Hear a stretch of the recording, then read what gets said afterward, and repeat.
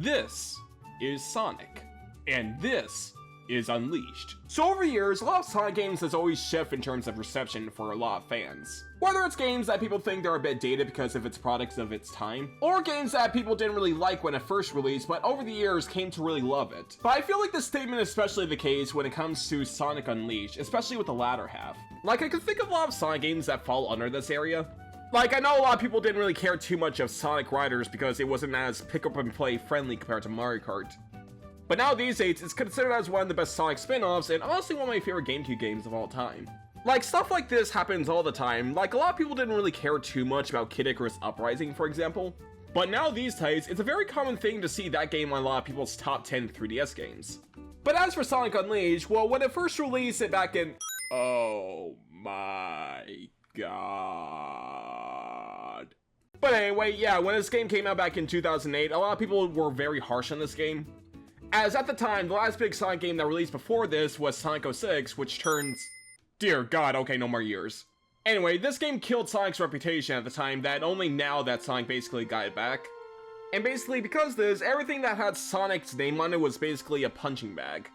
And unfortunately, Sonic Unleashed was easily the biggest target at the time, as this game got very lukewarm reception. But now these days, when you ask someone about Sonic Unleashed, they would probably say it's probably one of their favorite Sonic games of all time. But as for me, well, I never necessarily grew up with this version of Sonic Unleashed, as I was a Nintendo Wii kid, so the version I got was a completely different game compared to the one a lot of people talk about.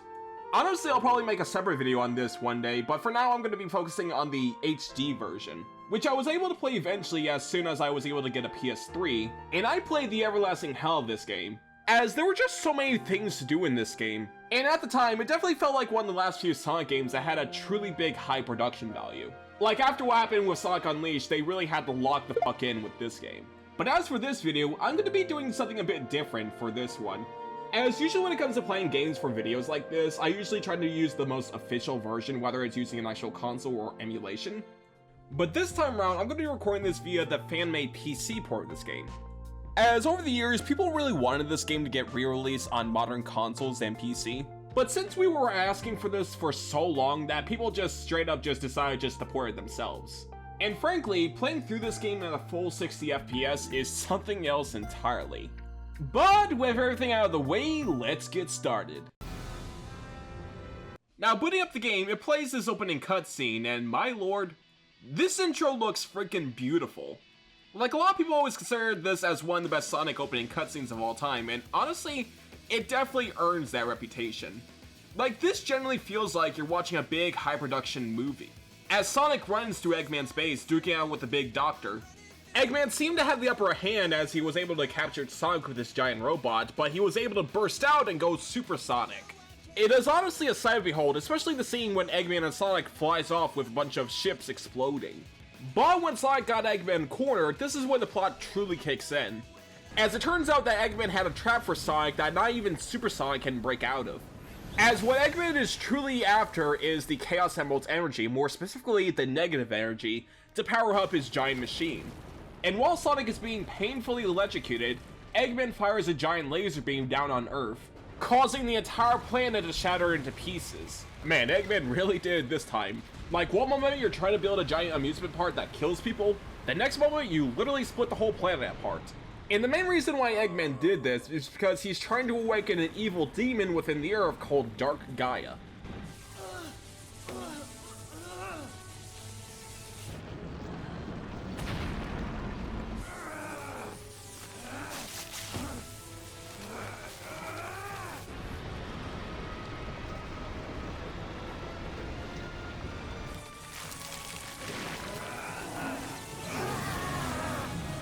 Alright, so because of Eggman using the negative energy of the Chaos Emeralds to release Dark Gaia, this caused all 7 of them to die out as all of their energy has been drained, but not just that. Since Sonic was so close to the Chaos Emeralds, it caused a nasty side effect for him as he transformed into this hairy monster. And with Eggman being successful with his goal, he then discards Sonic into the vacuum of space as he lands directly into Earth, where he meets up with this mysterious little creature who's suffering from amnesia, with Sonic giving the nickname of this little guy Chip because of his fondness of food. For the first part of the story, it's mostly Sonic and Chip walking around seeing if anyone knows Chip's name. with Sonic learning that when the sun rises, he goes back to normal, but when the sun sets, he turns back into the Werehog. And once they eventually meet up with Tails, he has a good explanation on what's going on, as he knows this professor in Swagonia who has a good idea on what Eggman is doing. And so once they eventually find him after he was kidnapped by Eggman, Professor Pickles gives in a good explanation who is Dark Gaia, as he's an evil entity that sleeps in the center of the Earth, where his big motivation is that when he wakes up, he'll destroy the entirety of the Earth right before it comes back together and he goes back to sleep for millions of years. So what this whole thing is a massive cycle that Eggman tried to kick off a bit too early. Because even though that Dr. Eggman's abrupt wake-up call worked for the being, Dark Gaia ended up being scattered across the entirety of the Earth because of its own weight, as all the monsters that Sonic has to face during the night is basically all of his essence. And as for how Sonic can fix all of this, what Professor Pickles explains is that throughout the entirety of the planet, there are these special areas called the Gaia Temples, which is not only the key of restoring the planet back together, but it's also the key to reviving all the Chaos Emeralds. And so it's up to Sonic and Chip to travel across the entirety of Earth to restore the planet together and stop Dark Gaia. The story of this game is fairly straightforward, as mostly Sonic going on a big journey across the world. And frankly, after having a very overly complicated plot with 06, it was honestly very refreshing. But even with a much more straightforward plot, the stakes are still there, with plenty of character moments in this game that I really do adore. I like the fact that they didn't even mention this, but you can clearly tell that Sonic doesn't really like this new Werehog form.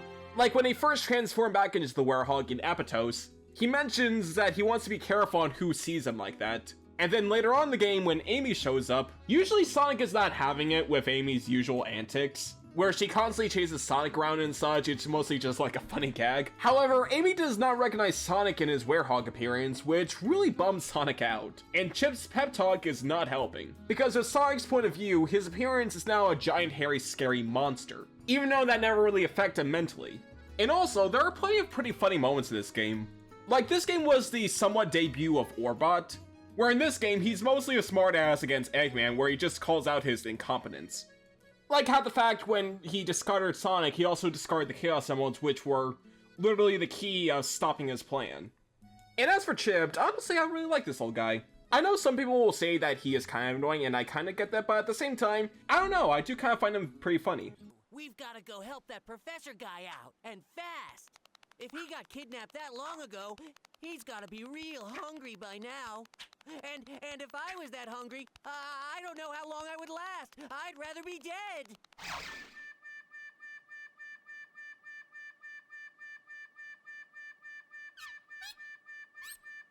But other than that, it's mostly just one big fun joyride across different sceneries, as Sonic and Chip meets a lot of different people with their own culture, with both of them enjoying stuff like food. Now that was a big thing that I remembered a lot with this game, as food was freaking everywhere, with a lot of characters just talking about the food they're enjoying. Like Professor Pickles criticizing Eggman for his cucumber sandwiches, or Eggman enjoying this big hoagie. And also that chocolate chip sundae in the beginning looks really good. Every time I'm seeing it, I'm just like, god damn, I want that. Now, jumping all the way to gameplay. So at the time, the gameplay for Sonic Unleashed was very different compared to the other 3D Sonic games. As for most of the major ones, they mostly stayed followed to the adventure gameplay. But with Sonic Unleashed, this was the first game that became basically the norm for what 3D Sonic games are like. And despite this formula being used for later Sonic games, Sonic Unleashed's gameplay is still very unique thanks to its level design and such. As here, there is a big emphasis on the special boost gauge, which makes Sonic run super fast. And when I mean super fast, I really mean it, because this is probably the fastest that Sonic has ever been. And even though stuff like Sonic's iconic spin dash has been removed in this game, they add a lot more different movesets in this game, like Sonic being able to stomp or doing the special slide. And he's even able to wall jump, although it's mostly stuck to these context-sensitive areas. And as for the main challenge, if 2D Sonic's primary challenge is trying to earn that speed, Sonic Unleashed's challenge is trying to keep that speed. As since you're running super fast, the main challenge here is having super quick reflexes. And frankly it works very well, as you constantly need to memorize all the secret shortcuts you can find, as well as thinking as quick as you can, otherwise you'll be bombarded with stuff like hazards. And honestly, it's pretty good stuff, with the only parts I think that are a bit more shallow is when, ironically, when the games get a bit more platformy. Because while Sonic mostly controls great when you're trying to go super fast, when it's all about like the fast-paced reflexes and such, as well as the game tries to ask you to explore the levels a bit more, and while some of them works, especially with some of the shortcuts, other times when the game asks you to go a bit slower and do a bit more platforming, this is when the game feels a bit more finicky. Especially when the game tries to ask you to go a bit slower and try to explore the levels. And oh boy, we'll talk about that later. But besides those hurdles, most of the levels in this game are pretty fun to go through. This game tries to make Sonic look like he's one unstoppable force, and I think they do it pretty well. Especially since there is so much really good replay value as there's so many different paths you can run through. Especially when you fully upgraded Sonic. And yeah, this was an element that they brought back from earlier 3D Sonic games. As when you play through the game, you'll eventually find these special new equipment that Sonic can use to upgrade his movements. And it's for much more simpler stuff like the returning light speed dash, as well as other things like wall jumping and stomping. But for the most part, for the very first ever 3D boost gameplay style, I think they did it spectacularly well. All the levels in this game were really well made and they have a pretty good challenge, especially if you want to try and S-rank this game. And I'm very happy to see that S-ranking in this game is not as easy compared to like Sonic Generations.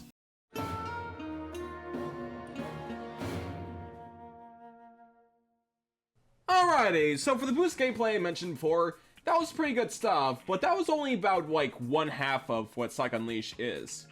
As for the other half, when the sun goes down, that means the gameplay style has completely shifted. Where instead of going super fast at high speed, this time it's a lot more slower paced and a lot more platformy. Sonic can't do stuff like spin jumps or homing attacks in this form, but instead he can do stuff like doing double jumps and grabbing on ledges. It's still a platformer for the most part, but it definitely feels very different compared to regular Sonic gameplay. With the biggest aspect of the Werehog's gameplay is easily with his arms. Because for some reason in this form, Sonic's arms can stretch super long. And so because of this, there's a lot of platforming aspects where Sonic needs to grab on stuff like ledges or poles to climb himself up. These areas are surprisingly very fun to go through. Obviously, this section isn't going to hold a candle to the daytime levels, but for what it is and what it's trying to do, I think they did a pretty good job. Like, my favorite games are always going to be like the 3D Mario games, and one of the things I really love about those games is the exploration aspect. And trying to look for every nook and cranny to see what kind of hidden collectibles they have is always very satisfying to do so. With the only actual criticism I do have with the platforming in this game is probably with Sonic's shadow.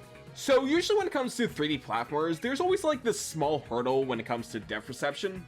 And so to compensate, for a lot of platformers, they always have like this non-realistic shadow where it drops directly below the characters. You'll probably notice in something like Mario Odyssey where he has like this non-realistic looking shadow. But since Sonic doesn't really have this, depth perception could be a bit more trickier in this game, especially when they start asking you to do much more tighter platforming. But this is only one half of the Werehog's gameplay because the other half has a big focus on combat.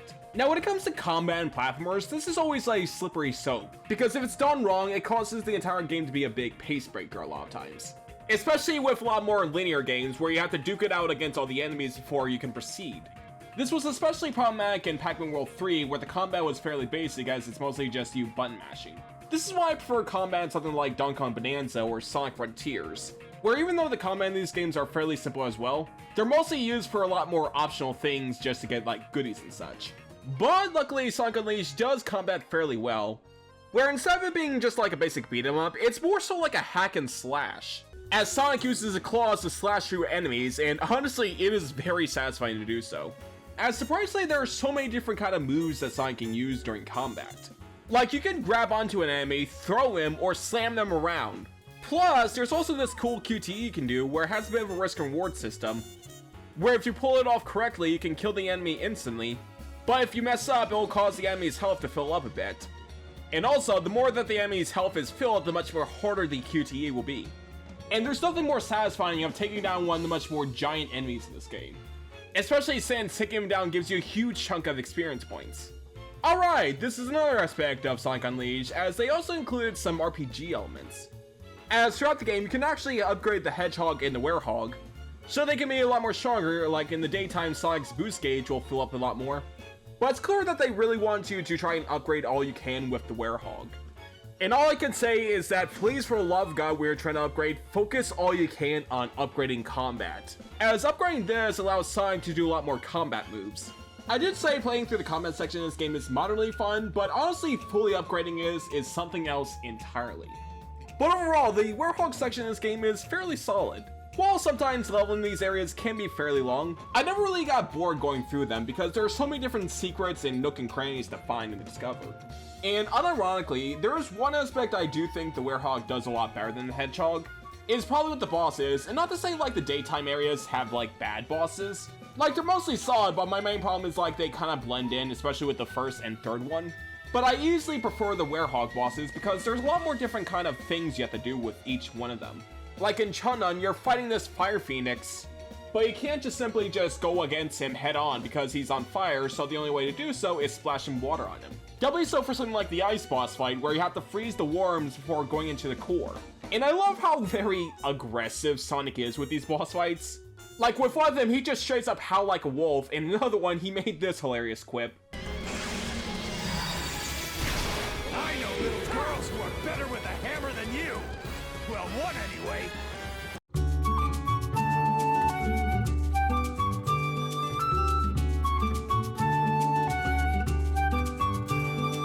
Now, in between your grand adventures of going super fast or clobbering all these enemies, there's always going to be a moment where you take downtime and just enjoy the scenery. As throughout your adventure, there are multiple hub worlds you can find and discover, as these areas are divided into two separate parts, with the primary one being mostly just a chill place to just walk around and such, as you can talk to a bunch of different NPCs throughout your adventure, with some of them giving you pretty good tips on where you should go next, while others challenge you to do these small little missions. There are even some various shops you can find that allows you to buy cool items, with some of these being nifty souvenirs that really gives you a feeling that you're actually traveling through different parts of the world, as well as being able to buy stuff like food. Again, food is very integral for Sonic Unleashed, as you can either eat it and get a bit more stat boost, or you can give it to Chip and he has some very nifty descriptions for each of the food. And I've gotta say, while I was trying to record footage of it, I was just thinking in my head, god damn, I want a hamburger now. Like again, they make food in this game look so good. But that's only the first half of the hub world, because there's also a secondary half. And with this part, it's mostly used trying to get to certain levels in this game, as the actual progression in this game is fairly interesting, as sometimes you can actually choose what kind of level you want to tackle first, as your primary goal of going through these levels is actually finding these special Gaia keys, which are divided into separate parts, with one of them being in the day sections while the others are being in the night sections. But accessing these levels themselves aren't going to be that easy, as throughout the game there are these primary collectibles you need to find, which are these things called the Sun and Moon Medallions. Now these things are pretty well hidden throughout the entirety of all the levels, as well as some of the hub worlds. And honestly, conceptually, I don't really mind them too much. Like, I'm a big sucker when it comes to collectibles and platformers. But the problem comes is that these things are necessarily to progress through the game, and I wouldn't really mind that too much if it wasn't for the fact that they ask you for way too much. Like, the requirement that you need to beat the game is that you need to collect about 120 sun medallions. Now granted, actually trying to collect all these things aren't really too bad, especially during the Werehog sections where they give you so much of these medallions. Although for the daytime levels, that's a completely different story. As since some of these medals are well hidden within the environments, some of these are borderline impossible to find, especially since you're running super fast, so how are you supposed to know when to stop and just look around? Like seriously though, look at this clip right here.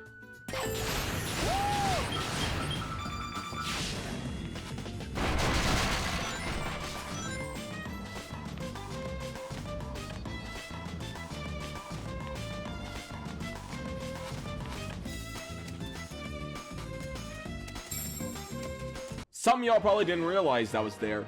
But that's the only actual major flaw I could think of with this game. Other than that, it's basically smooth sailing. And as for the presentation, frankly, for a 2008 title, Sonic Unleashed holds surprisingly extremely well to this very day. I know a lot of people will still consider this as one of the best looking Sonic games of all time, and honestly, it definitely earns that title because a lot of the environments in this game looks borderline beautiful. The main focus of this game is going around the world and trying to meet all these different people with their culture.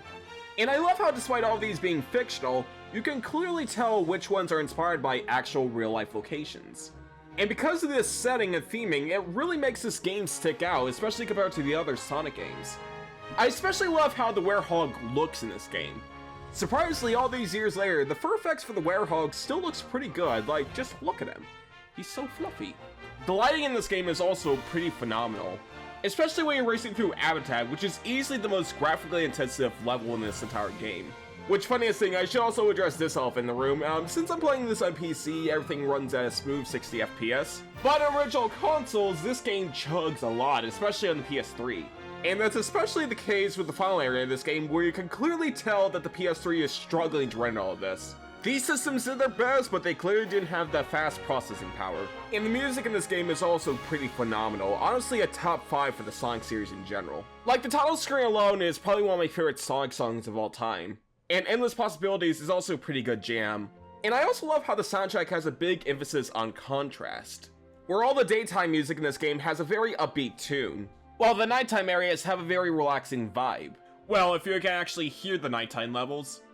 Cause even though I really do like the combat sections in Sonic Unleashed, the one thing that's kind of annoying but at the same time kind of funny is the freaking Werehog battle theme music. Because like every goddamn time you tap one little freaking critter,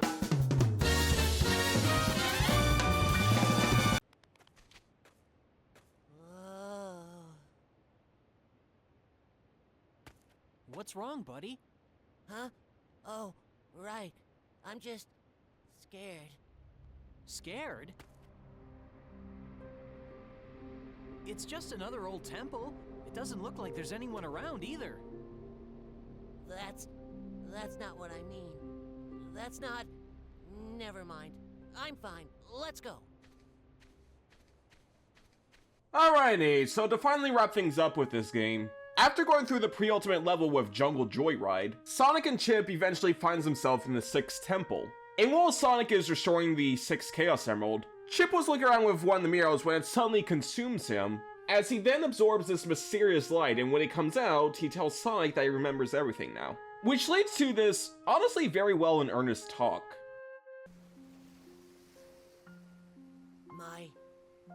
My real name is Light Gaia. I draw power from the day and light, and guide the planet to its rebirth. My job was to protect the planet from Dark Gaia. But Eggman broke the world apart himself, and Dark Gaia and I were awakened before we should have been. That's why Dark Gaia broke apart, and I didn't know who I was. I didn't remember what I was supposed to do. All because this isn't the proper time of awakening. Time of awakening? Dark Gaia grows over millions of years, then rises to destroy the world. And I put it all back together. We've been doing this over and over, again and again, since the very beginning of time. So you were asleep all this time? For millions of years? Yes, for ages and ages.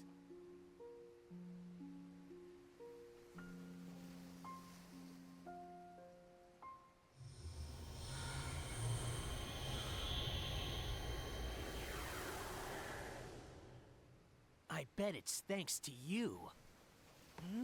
Even at night when I'm like this, I'm still myself, not like all the other people we've seen. You must have been protecting me this whole time.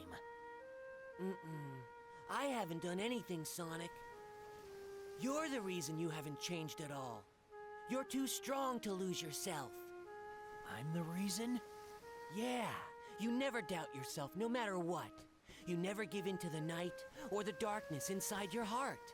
I think it's because I knew that about you. That's why I wanted you to help me. It's been so fun, getting to see the world. I've lived here since the planet began, but I didn't know a thing about it. That it's so pretty, or that food tastes so good, or that people are so nice. I'm so glad I got the chance to discover all that with you, and I'm so glad that you helped me find my memory. Sonic, I will never, ever forget you. Thank you, Sonic.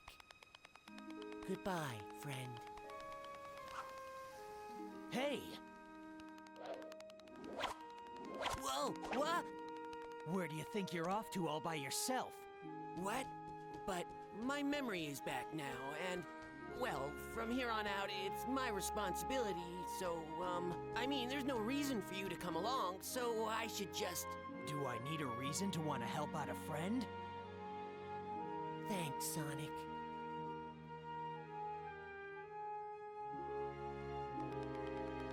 Yeah! honestly really adore that scene. I also really like how sometimes Sonic stories can be like the over-the-top kind of stupid stories that you really adore, but then you have stuff like this that's a genuinely really good moment. And I really gotta say, most of the voice actor in this game really nailed the role. I also feel like this is probably Jason Griffith's best performance as Sonic. I like how he still has like that Sonic attitude you expect, but when the tone feels a lot more chill, he sounds a lot more down to earth. And I really gotta give him bonus points for the Werehog alone, because he literally went through hell just to perform this thing. As when it comes to trying to like voice gruffy characters, it strains a lot of their throat, and it got to the point where Jason got sick on set. But anyway, so with all the 6 Chaos Emeralds restored and the planet being mostly back together, there's only one piece of the planet trying to get back together, and it's easily the deadliest place on the planet, because the Final Gaia Temple is located directly inside of Eggmanland. Yes, the Mad Doctor finally built that amusement park, and he built it right on top of the final temple, so the only way to actually get to it is to try and storm through Eggman's base.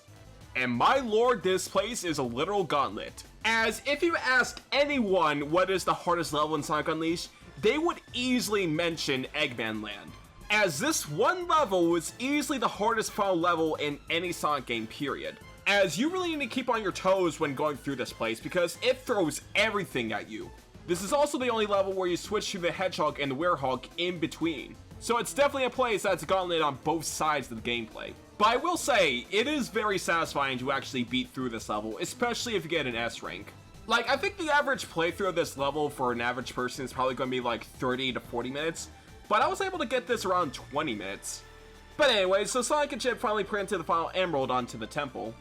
But Eggman's not done yet, as he ambushes the two with his giant egg dragoon, where all he wants to just do now is just straight up try to kill Sonic as he tries to bury him deep into the center of the earth. But obviously a giant robot's not going to be stopping Sonic, as he literally grabs Eggman and chucks him out of the robot. Although, even though Sonic was able to defeat Eggman, he has one big final problem to deal with, as Dark Gaia then slowly rises up from the surface of the earth. What? It's Dark Gaia.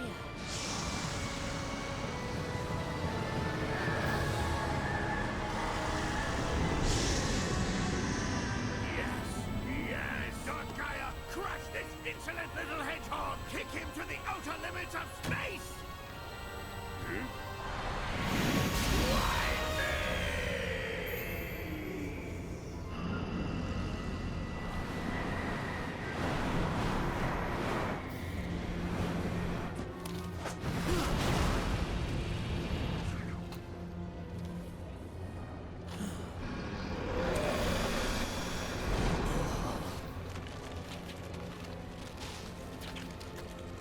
Sonic, what's wrong?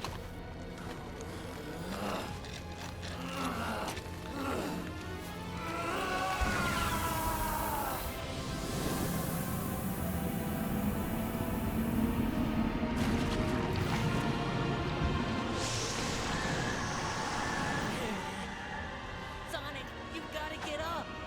Sonic! Chip! Run, Chip!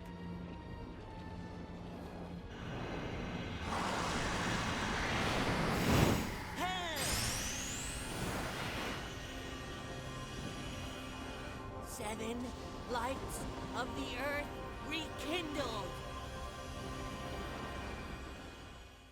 And so, when everything seems dire, Chip uses the power to summon all the temples together. Awaken and gather here to me.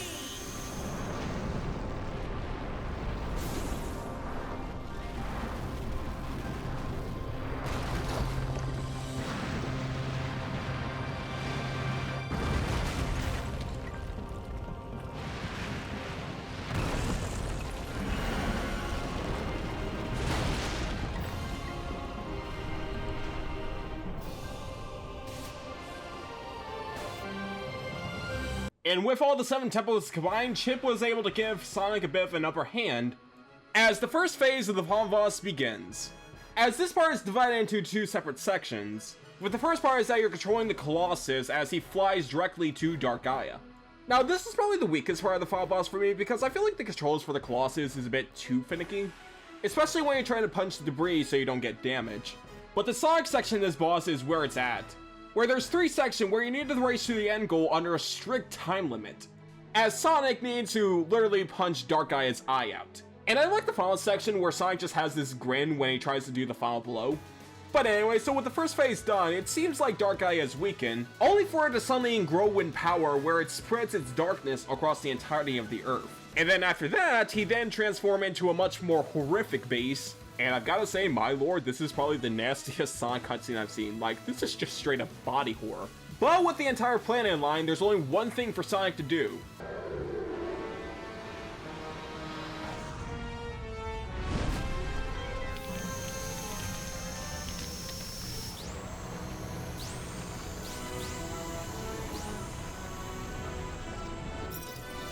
Let's do it!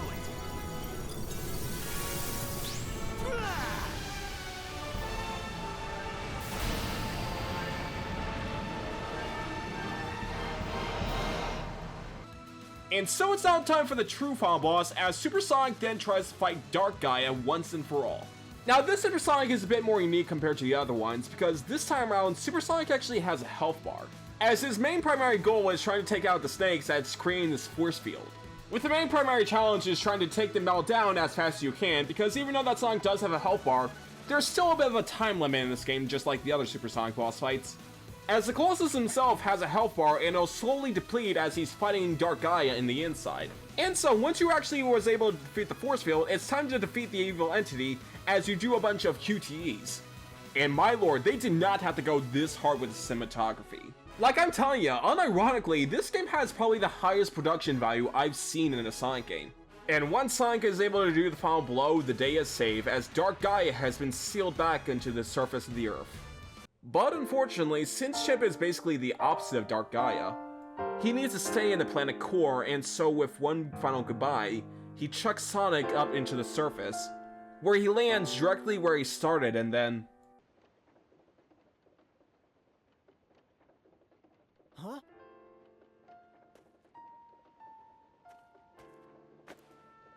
I'll never forget you.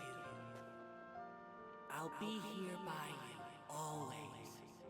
A part of the earth you tread.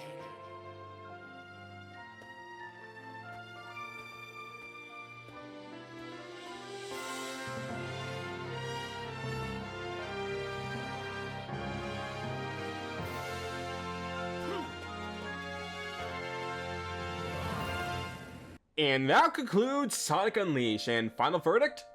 Still pretty good.